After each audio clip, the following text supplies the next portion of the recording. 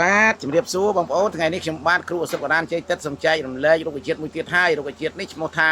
ដើមស្រមោបងប្អូនហើយផ្លែរបស់ដើមស្រមោនេះគេច្រើនយកទៅប្រើដូចជា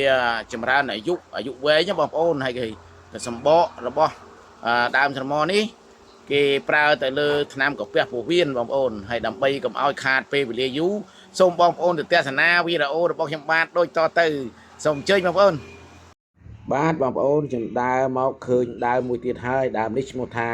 ដើមស្រមោបងប្អូនមើលច្បាស់ទៅរៀងបែកកហែងសម្បករៀងក្រាស់បន្តិចដើមស្រមោហ្នឹងបងប្អូនណាហើយចំណែកស្លឹករបស់ដើមស្រមោបងប្អូនមើលខាងបាតខាងក្រោមរៀងក្រហមលើខៀវណាខ្ញុំចាំងឲ្យមើលបងប្អូនណារៀងក្រហមប្រេះមានរោមតិចចឹងណានឹងលក្ខណៈសម្គាល់របស់ស្លឹកដើមសមនេះហើយសម្បកដើមដូចខ្ញុំនិយាយចឹងនេះសម្បកដើមបងប្អូនវារៀងបែកចឹងបងប្អូនលក្ខណៈសម្គាល់របស់វាបងប្អូនឃើញហើយណាហើយចំណែកដើមសមនេះដែរបងប្អូនណាផ្លែរបស់ដើមសមធ្វើឲ្យ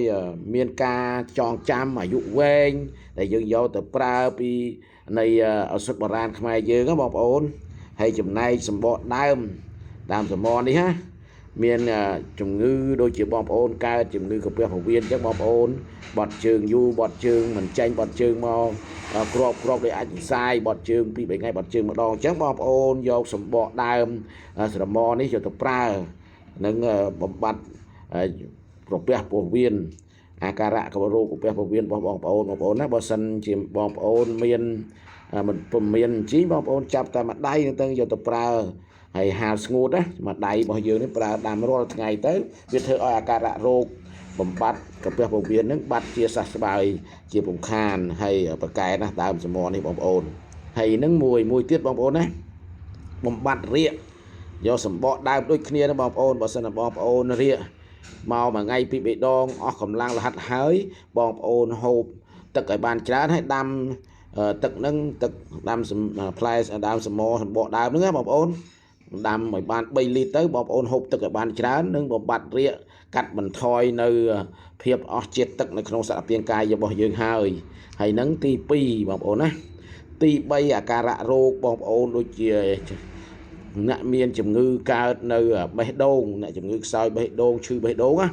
បងប្អូនយកសម្បកដើមដដែលហ្នឹងបងប្អូនយកទៅប្រើហើយដាក់ដូចគ្នាអញ្ចឹងមួយដៃមកចាប់អញ្ចឹងបងប្អូនណាយកទៅប្រើហើយបកកបនឹងជំងឺអ្នក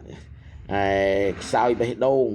ដើម្បីព្យាបាលបងប្អូនយកហាលឲ្យស្ងួតធម្មតាហាលស្ងួតធ្វើអនាម័យល្អប្រសើរលាងឲ្យស្អាតទៅសិនបងប្អូនយកទៅដាក់ដាំពិសាទទួលទានហើយកុំឲ្យវាអត់អនាម័យវាជាប់ដីជាប់ធូលីទៅអាចមានមេរោគឆ្លងពីបរិយាកាសផងឆ្លងពីកំទេចកំទីអងធូលីដីផងវាចូលទៅក្នុងឆ្នាំងរបស់យើងមេរោគខ្លះវា100ហង្សាអត់ស្លាប់ទេបងប្អូនណាអញ្ចឹងវាធ្វើឲ្យចូលទៅក្នុងសារពាង្គកាយរបស់យើងពេលយើងពិសាទទួលទានធ្វើឲ្យមេរោគនឹងបង្កើតរោគមួយផ្សេងទៀតធ្វើឲ្យយើងឈឺ2-3មុខតែចឹងតែយើងធ្វើអនាម័យជ្រះស្អាតរៀងស្អាតហើយ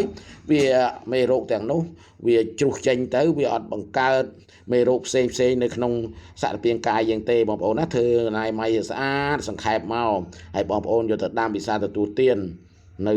ដើមសម្បកសមនេះបងប្អូនណាបកសមនេះវា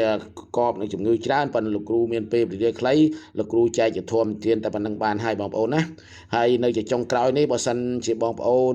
មើលឃើញថាមានប្រយោជន៍នៅ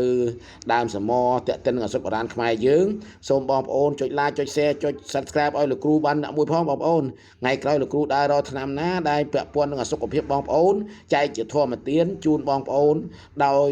សេចក្តីបរិសុទ្ធអស់ពីចិត្តពីពោះពីពងបងប្អូនណាហើយនៅជាចុងក្រោយនេះ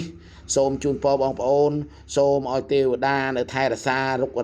ទេវតាថែរក្សានៅកន្លែងនេះថែរក្សាក្រុមគ្រួសារបងប្អូនឲ្យបងប្អូនមានសុខភាពមង្គលគ្រប់ប្រការម្យ៉ាងទៀតសូមឲ្យទេវតានៅក្នុងចក្រវាលលើផែនដីយើងនេះថែរក្សាបងប្អូនសូមឲ្យបងប្អូនមានសុខភាពល្អហើយអាយុវែងប្រកបទៅដោយអាយុវណ្ណៈសុខៈពលៈកំបីគ្លៀងគ្លាតឡើយគណៈពេលនេះខ្ញុំបាទគ្រូអសុតបរានជ័យទឹកសូមគោរពសូមជម្រាបលាបងប្អូន